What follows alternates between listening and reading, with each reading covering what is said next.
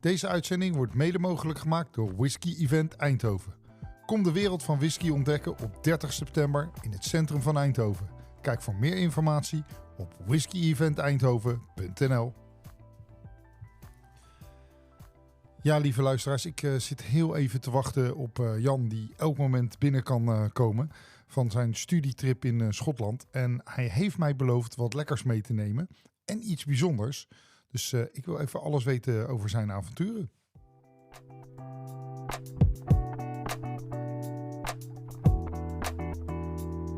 Dit is Drop or Dram, de podcast voor whiskyliefhebbers.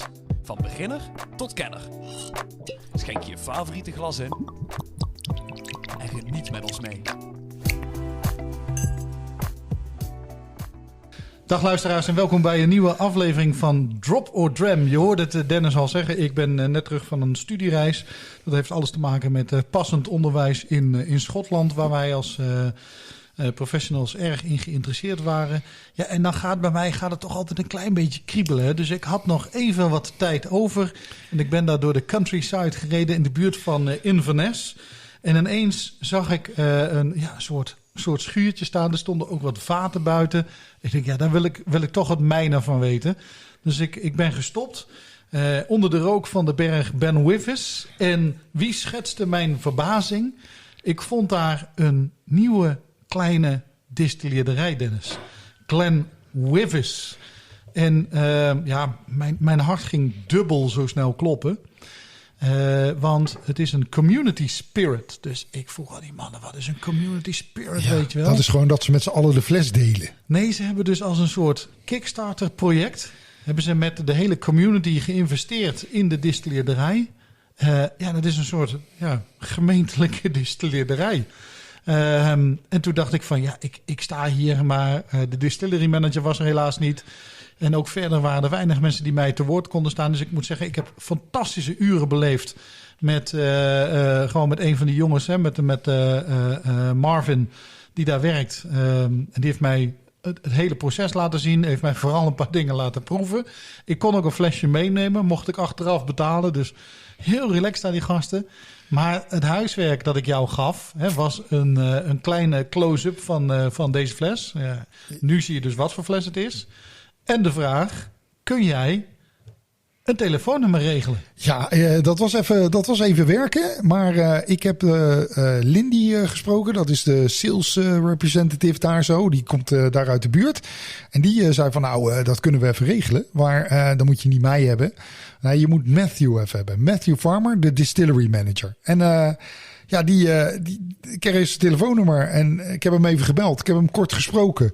En toen dacht ik van, wacht even. Want dit verhaal is wel heel interessant. Want het is echt anders dan de grote companies doen. Dus ik heb hem een Skype-verbindingje gezet, zodat we elkaar ook recht in de ogen konden kijken. En een glaasje konden heffen. Ja, ik had geen glaasje, want jij had nog een fles onderweg. En ik heb hem gesproken, Jan. Dus zullen we even luisteren naar het gesprek wat ik met Matthew had? Lijkt mij een goed plan. Hi Matthew, welcome to our show. Hello, thank you for having me. Yeah, as I said, when people go to Scotland, they know all the big names in all the distillery names. But when they go up north and more north in the rugged areas, you're driving through a very small village called Dingwal. And there is actually a distillery, not one with a huge amount of history, as people would like to think. It's fairly recent, isn't it? Yeah, you could probably actually drive through Dingwal and not even realize you passed the distillery. Harkens back to the time when people had stills in their cattle sheds and stuff, except we have all the proper licenses, I promise. But still in a shed. Yes.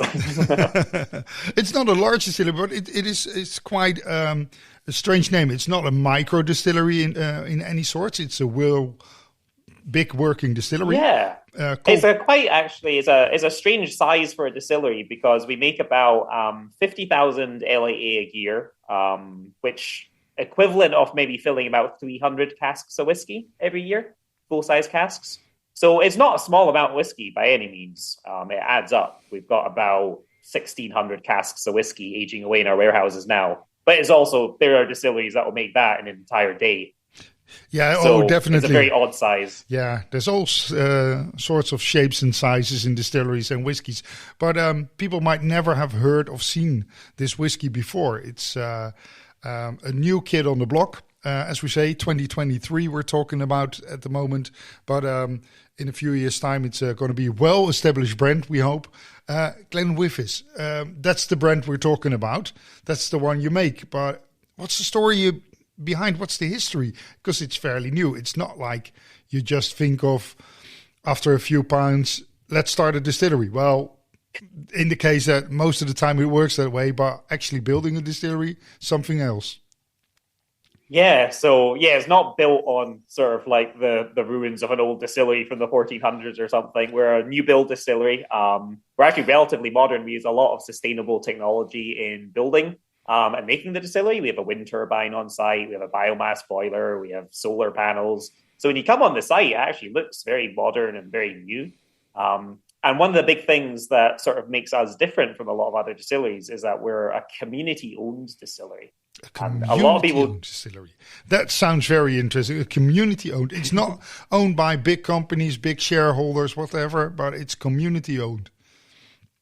Yeah, so it was literally the initial funding from the distillery came through crowdfunder, sort of like a Kickstarter version where we put up a post online and did a big marketing campaign. We're like, hey, do you want to build a distillery that is owned by the people for the people? Dingwal itself is a relatively small community, a tight-knit community that has a long distilling heritage. So there's a lot of people who live and work in Dingwal who knew about distilling or have ties to distilling.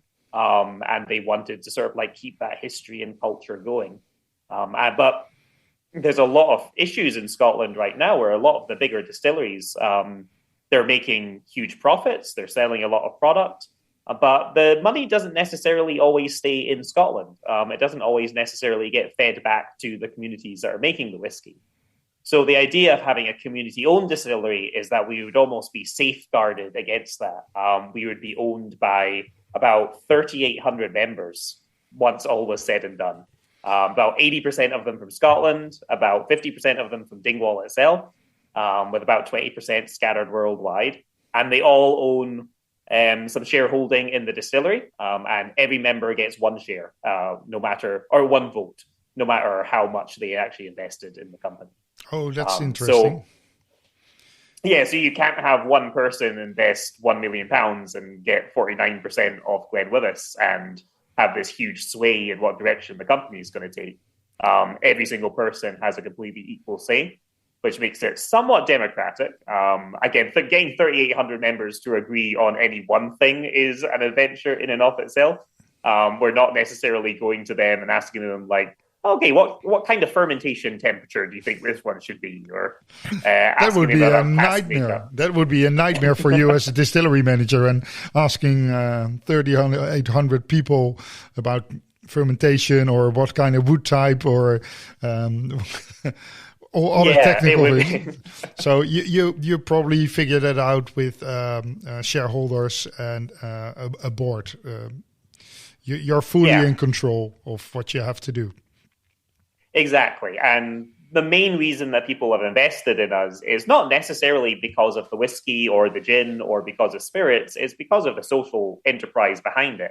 The whole idea of Glenwyvis when it was set up is that profit that we make wouldn't disappear. It would come back to the community.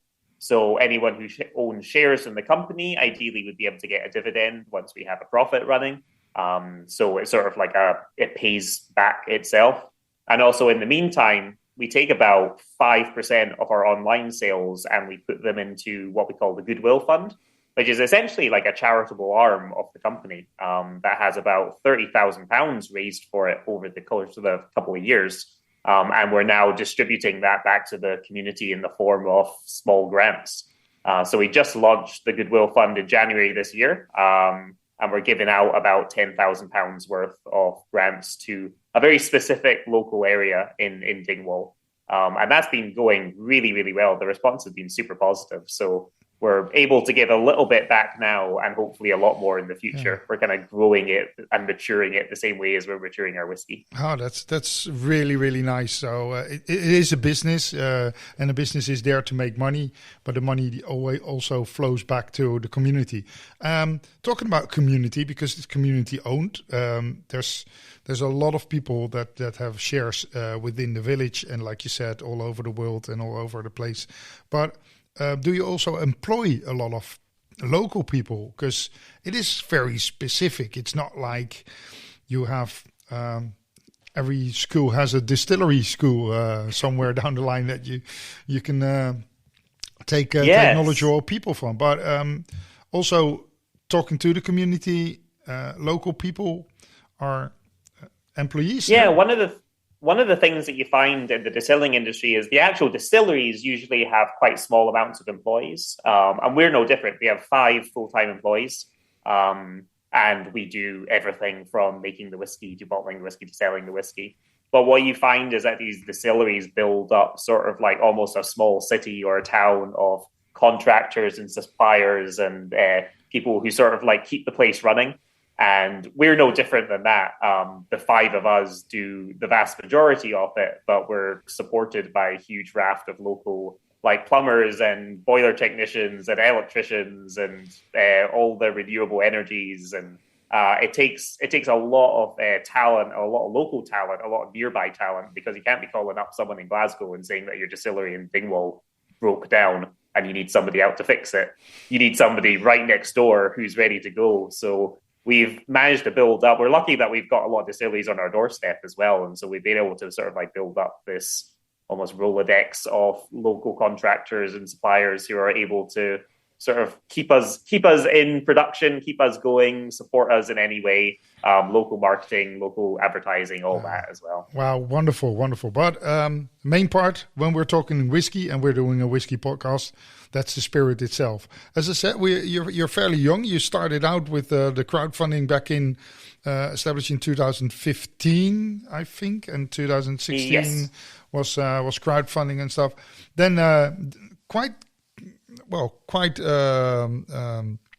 some time after that, the distillery actually was built. So that's very good. That it's been a huge success. And then you start distilling. You don't have straight away have a product, especially not the whiskey. The gin, fine. You also make a great gin, but a Highland single malt Scotch whiskey. That was your aim. That is your goal. And I'm proud to have a one of those few bottles right here on my doorstep here next to me. One of the first ones, because that was the single malt, your first batch that you ever made.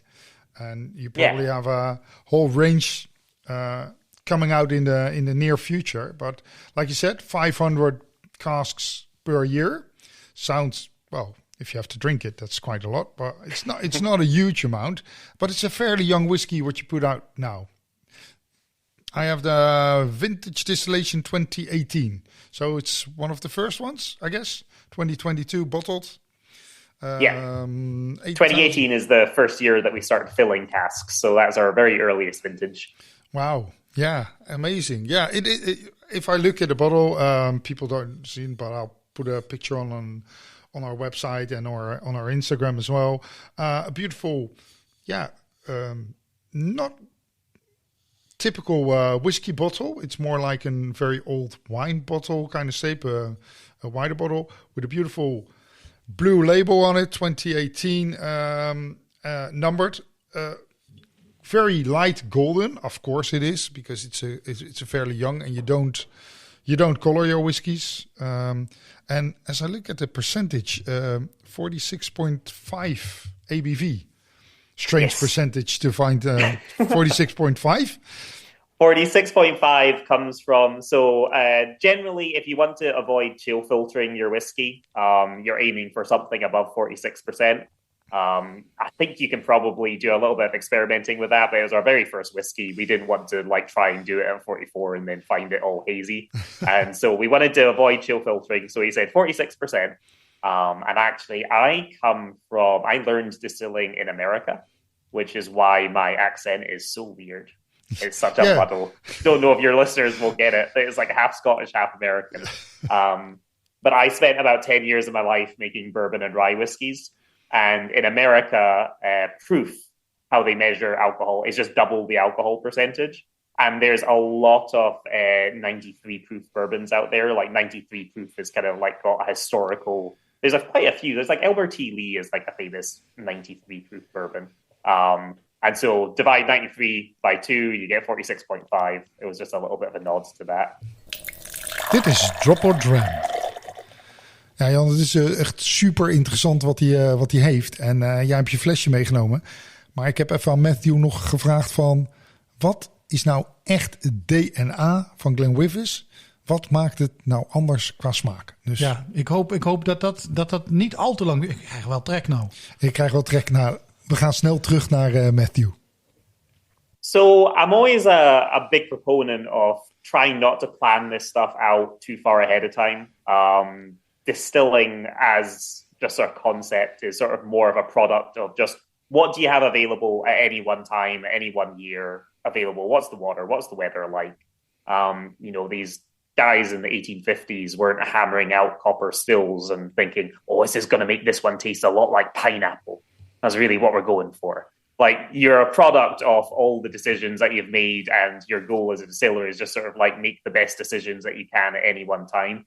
And that's why I really like the vintage style of releases as well, is because you're basically choosing the casks that are available from that particular year, from that particular distillation season, and you're trying to put them together in the way that is the best that you have. So when we're filling our casks in 2023, I'm not necessarily trying to fill the casks thinking about 2033. I'm looking at what casks are available from our suppliers right now, what are good, what's in the budget, what's going to fit with the fermentations that we're doing right now. And then in 2033, I'll have to deal with all the decisions I'm making right now. That's going to be, I'll be 10 years older at that point. I'll be better at it. Yeah, that is really interesting, because that is something totally different than the large companies and the large brands do. It's also a lot more experience. They've got more casks to choose from. I worked a long time for the Glenwyvis brand, which had vintages themselves from one single year, which always were quite different to the next one, because it's like you said, there's more to it than just a distillation process. It's the water, it's the grain, it's the yeast, it's so much more.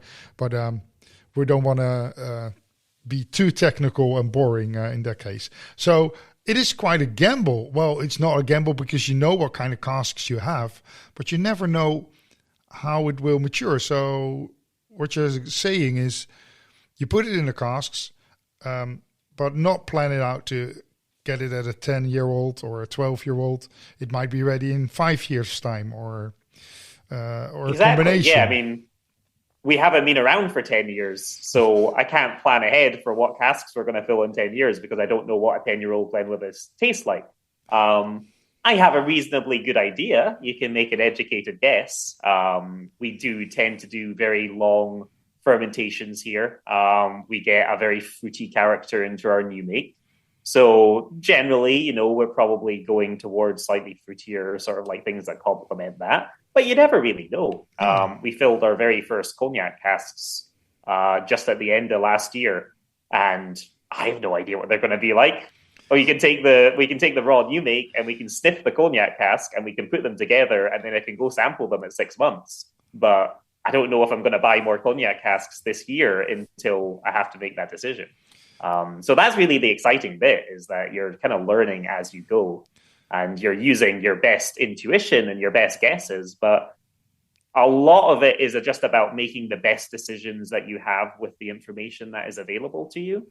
So when I'm trying to source casks and buy casks, I'm looking at what ones seem really interesting and really good right now. Like sherry casks, for instance, are a mainstay and they are pretty reliable. We know that older sherry whiskies tend to be very good. And if I put Glenwyvis in a sherry cask, it's probably going to be fairly good in a decade. But there's a huge crush on the sherry supply chain right now. Bigger distilleries than us have bought up years of supply in advance. we're looking at huge price increases for our sherry casks. The ones that we are getting have sometimes been in the supply chain for quite a while, and they're a little bit drier, and they're not quite what we're looking for. So we're kind of moving away from them in 2023 and looking more towards sort of like the fresher wine casks that we can get from Europe, especially with Brexit getting in the way. So, and then next year, the sherry supply chain might get a little bit better, and we might be able to switch back to them. But it's all about sort of working within your means, I think. So you know what you're distilling, you know your fermentation, you know your new make coming out of the stills, and you know what's that going to be like. But then the maturing part is the exciting part, and can be a huge diversity. And I'm looking at the bottle I have, batch number 2, 2018. First fill Tennessee whiskey. We all know that where that comes from. First fill Oloroso and 15% refill whiskey casks. So that was what was ready available to you then. And with your American background, I guess you might want to do a little bit about more American barrels. Kind of yeah, stuff. I think that's one of the things that really excites me is that I think a lot of times when we put in an order for casks, we typically will just ask for like a first fill bourbon. And then they'll send us a Tennessee whiskey cask. And the bourbon distiller in me is like, those are two different things. I didn't ask for Tennessee whiskey, I asked for bourbon. Granted, when it comes to an X cask, like there's probably very little difference. But I remember when I was writing the text for that carton, I was very insistent that it said Tennessee whiskey and not bourbon. And everyone was like, why are you being so like persnickety about this? It's the same thing. I'm like, no, it's not the same thing. Bourbon is American whiskey, but not all American whiskey is bourbon. So there's a huge difference in flavor. But I guess like what we're talking about, the diversity in upcoming vintages in the upcoming future of Glenwyvis, it can be totally from one end to the other end, with a base of your new make, of course. Are you aiming also in the future to try and get a core range or a core expression out there, or will it always be as a community develops as well as a community selves? It can change. Yeah, so I think sometime in the future, we'll definitely be thinking about sort of like a core range with, you probably have to work around an age statement for that. Maybe sort of like once we hit sort of like an 7, 8-year-old mark, we can start thinking about that once we have a recipe that works. But what's really exciting right now is sort of, if somebody buys the first batch of Glenwyvis and they really like it, but then you tell them that the next batch, the next vintage is going to be completely different, then they might be a little bit disappointed because they really liked the first batch and they can never buy it again. I would be very excited because I'm always looking for new things, and that's something what most people do. They drink, of course, a whiskey they like, and they've got a certain style, but it's never exciting. It's always more of the same, I guess. That's kind of what I lean towards as well, is that I'm always looking for something quite exciting. But then I think it comes back to your probably original question, which I completely went on a tangent on, is like, what's the DNA of Glenwyvis? Like, what makes Glenwyvis sort of like stand out from a liquor or taste perspective? And I think what we're leaning towards is that our new makes or our long fermentations do give us this particularly like fruity character. Everybody says this now. It's infuriating. You go to like whiskey events and everyone's like, oh yeah, we do a long fermentation and it tastes like apple. Like, damn it. Well, we do a long fermentation and ours tastes like apple, but it really does. So what we're trying to do is a lot of the thinking behind adding the refill hogshead into a 3-year-old whiskey, which intuitively is a weird thing to do. Like a refill hogshead should be a long cask. It should be rough. It should be not mature yet. But what it does is it lets that new make character really, really shine through. And if you balance it with enough first fill bourbon and specialty casks, you can sort of like round out those rough edges. And by doing that, you can taste the Glenwyvis, at least this first batch, and you're not going to confuse it with any other Highland single malt. It has a distinct flavor to it that you could pinpoint as Glenwyvis. So the next batch, if we add a little bit of refill hogshead in there too, we'll get that same character coming through. It doesn't matter if we add a bunch of red wine casks, or if we add some Madeira, or if we completely change the flavor. As long as we have that core that makes it a little bit more unique, then we can start building from that. So what I think is until we hit that sort of like 8 to 10 year mark of a repeating flagship product, is we're probably taking that very small amount of refill hogshead, like that little 15%, and then we're building every year's vintage around that. Like, what can we take from this year that is going to complement that flavor so that everything has sort of like a consistent DNA through it, like a house style, I guess they would call it. But also every single batch is different in a fun way. Yeah, I really like that. It's something I always loved in my old career of whiskey as a brand ambassador myself. It's like I said before, it's what we did with Glenwyvis in some kind of stuff. It is a real Glenwyvis in this case, and you know it's a Glenwyvis, but it's slightly different than the other one, and there's those exciting notes that take it to the next level, but still, you know, when you pour it in your glass and you nose it, it is a Glenwyvis. And I think that's very exciting stuff, what you're doing there. Thank you. I get quite excited when I'm talking about it. It's sort of like my dream is to be able to, many years from now, do like the vertical tasting, and you've got like 5 or 6 vintages all together, and that would be just amazing. Well, in that case, we'll come back to you in that way, and we'll do a vertical tasting and another few episodes of the podcast. Maybe even in a year's time, or 2 years' time, or 6 months' time already, when you have new things upcoming. Keep us posted, and we'll go on the journey together with you and see how things develop and Glenwyvis, because this is very exciting. New distillery in Scotland with an upcoming history. In 200 years' time, they will go, oh man, that's a long history.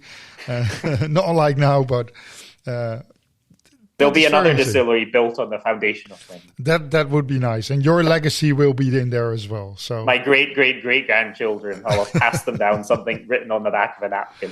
Well, keep us posted on all things coming, and of course. For now, we have the Glenwyvis as it is, and we'll be very, very excited to the next upcoming batches and see how things will develop. And we'll come along on the journey and the train with you and keep you in mind when we are tasting that and see where we're going. Very exciting. Yeah, thank you. I'll be glad to go on that journey with you. Hopefully, if we can get over there sometime, we won't have a few less customs forms to fill in. That's no problem at all. That's the plan. We'll get you in here anyway. Thank you very much for this. Nou ja, wat zei ik je? Fantastisch verhaal, toch? Ik bedoel dat je gewoon met elkaar een distilleerderij hebt. Ik heb wel eens van crowdfunding projecten gehoord, et cetera, maar dat is dan toch wat minder community-achtig. Maar hier is gewoon iedereen gezamenlijk. We kunnen wel deel uitmaken. We kunnen natuurlijk een cask gaan kopen daar bij de jongens. Maar ik vind het wel fantastisch nou om te horen dat een community, dus gewoon echt voor wat jij hebt om je heen aan die mensen, dat je dan dat geld verzamelt. En of je dan 1 miljoen pond inlegt of 10 pond inlegt. Je bent gewoon mede-eigenaar van de distilleerderij. En je hebt evenveel stemrecht. Ik heb wel een tip voor al die eigenaren, want ik zit. Ja, dat zieltje. Ja, het is. Drama is dit. Nou ja, het is. Kijk, hij heeft hem al bijna over. Want we zijn op dit moment, as we speak, de fles aan het openen. En het is een secret tree. Oh, Jan, wat een mooie plop. Ja, want we hebben, ik heb de Glenwyvis Batch 2 meegenomen. Ja. Gedistilleerd in februari 2018. Ja, en gedistilleerd en gebotteld. Gebotteld in 2022. Redelijk jong. Ja. Maar ja, zoals we zeiden, ze gebruiken vooral de bourbon cask invloeden. En het gaat er niet om hoe lang het heeft gelegen, maar het gaat er vooral om hoe goed het is. En ik ben echt zo benieuwd. Ik krijg het glas strogeel. Oh, Jan, zo. Glenwyvis 2018 batch. Dus het zijn kleine batches die ze maken. Zoals ze al zeiden. 8000 flesjes. En ze Ze zijn wel in ontwikkeling, hè? Want ze zijn gewoon aan het kijken waar het heen gaat. Het kan van alle kanten op gaan. Dus het is maar net wat ze op dat moment hebben. Voor de meeschrijvende nerds onder ons 46,5% alcohol. Maand van bottelen staat er niet bij. Het is dus de batch 2 2018 Vintage Reserve. Hij is gerijpt 3 jaar op 60% first fill Tennessee whisky. 25% first fill Oloroso. En 15% refill whisky. Ja, dat komt omdat Matthew, die natuurlijk als distillery manager de Scepter Fight een klein beetje roots heeft. Het is een Schotse jongen, maar hij heeft een hele tijd in Amerika gewoond, gewerkt. Waar die toch wel een liefde voor die bourbon casks heeft gekregen. Dus zo. Tennessee whisky. Oh, sorry, Tennessee whisky heeft gehad. Ja, dan moeten we ook nog maar eens een keer induiken. Hè? American whisky, Tennessee whiskies. Maar Glenwyvis. Nieuwe distillery, echt 2015. Dit is echt... Ja. En dat zien we niet zoveel. Ja, we hebben de laatste jaren een paar nieuwe distilleries in Schotland. Natuurlijk, ja. Een paar dingen uit de mottenballen getrokken. Maar echt gewoon met zo'n idee om je community te helpen. Een distillerij beginnen gelijk aan de whiskies. Wow, dat is wel even andere koek. Ja, Neckneen hadden we natuurlijk laatst ook. Hè? Dat is ook zo'n hele nieuwe distillerij. Ja, en dat zijn allemaal dingen die toch echt wel waard zijn om te doen. Want in Ierland schiet zelfs paddenstoelen uit de grond. Elke week komen er wel 2 bij of zo. Hij ligt lekker te tranen in het glas trouwens. Oh ja. Ik zal eens even wat ruiken. Ja, hij is best wel scherp op de neus in het begin. Ja, je moet echt je best doen om er... Ja, maar de alcohol is heel scherp, lijkt het wel. Maar beetje dat sour zit er wel in, hè? Ik ga een heel klein drupje, deze brood. Klein drupje water erbij voor mij. Heel licht. Spicy. Ja, is het wat? Zo. Citrus, spiciness zit er inderdaad in. Ja, wat wil zeggen, ik zei net al van het maakt niet zo heel veel uit hoe oud die is als het maar goed gelagerd is. Vaak is het met jonge whisky kan die nog wel eens heel rauw zijn. En moutig zijn, maar hij is helemaal niet moutig. Het is... Er zit een heel klein tikje van het geroosterd brood in, maar dan echt heel licht. Alsof de boter er al op gesmolten is, zeg maar. Ja. Ik krijg ook een klein beetje van die geribbelde botersnoepjes. Achter op de tong. Ja. Boterbabbelaars? Nee, niet echt boterbabbelaars, maar die vierkante snoepjes van vroeger, weet je wel. Die gele. Iets minder karamel, iets meer boter. Niet? Geen man, ik stuur wel een keer een foto voor op Insta. Ik ben niet zo'n boterman, dus... ja. Ja. Dat... Nee, lekker. Ja, blijft grappig, niet heel hè? lang hangen, maar je krijgt wel zin in meer. Dat wel. Ja, het is inderdaad... Maar hij is wel heel erg warmend. Ik krijg een hele mooie droge mond ervan. Echt zo'n verfijnde smaak. Wat dat je is ook bij de Oloroso-invloed, denk ik. Ja, een beetje tannine zit er wel in. Ja, maar wat je met droge sherry's ook kan hebben. Dat vind ik heel prettig. Voor 5 jaar oude whisky is dit... Niks mis mee. Nee. Ja, nou prima toch? Hij mist nog een beetje de complexiteit van wat oudere soortgenoten. Maar ik denk, als je dit nu al zo proeft... Maar het moet wel even een klein beetje een geheimpje blijven. Hè? Want ze maken natuurlijk maar kleine batches. Oh ja. Ze doen er wat. Ze hebben niet genoeg om de hele wereld gelijk te lieve voeren. Luisteraars, nu we er zo over nadenken. Ja, weet je wel, dit is misschien iets wat je gewoon nog even moet laten staan in de winkel. Ja, want anders dan is het allemaal op. En dan gaan die verzamelaars er weer op duiken. Ja, en daarom, dat moeten we niet hebben. Daarom. Nee, dat kunnen we niet hebben. Dus laat het vooral staan. Doe er niks mee. En dan kunnen wij nog wel wat extra's halen. Ja, of we draaien het om. We gaan zojuist helemaal de hemel in prijzen. Omdat het eigenlijk wel terecht is. Ja. En misschien kunnen ze dan een keer uitbreiden. Dat dan ook wel weer. Ja. Want het is wel leuk dat die community daar zo in ik zie trouwens met een community spirit zie ik allemaal die kleine kindjes die vaten rollen. Maar de alcohol... 8000 flessen is ook best wel veel volgens mij. Ja, nou ja, aan de andere kant een beetje limited edition is zo op met 8000 flessen. Ja? Ja, joh. Oké. Nou, het is in ieder geval... ik vind het ook best wel lekker. Hey, maar ongelooflijk gaaf dat jij daar zomaar per ongeluk langs kwam rijden. En trouwens dat het je opviel, want ik heb even foto's gezien. Het is echt langs de weg. Je rijdt door het dorpje heen. Het stelt niks voor. En jij ziet een schuur. Ik zou zeggen, Ja. Waar zijn die koeien? Maar jij ziet gelijk, hé, wacht even. Ik zag twee vaatjes buiten staan. Ik denk, daar ga ik toch eventjes Daar is even meer. stoppen. Ja, kijk, en dat heb je goed gedaan. Altijd oplettend zijn. Overigens, ik zat daar dus met Marvin. Ze hebben daar echt nog veel meer mooi speels dan. Oh, ja. Er komt nog heel veel lekkers aan, vrees ik. Oké, nou laten we daar maar op even.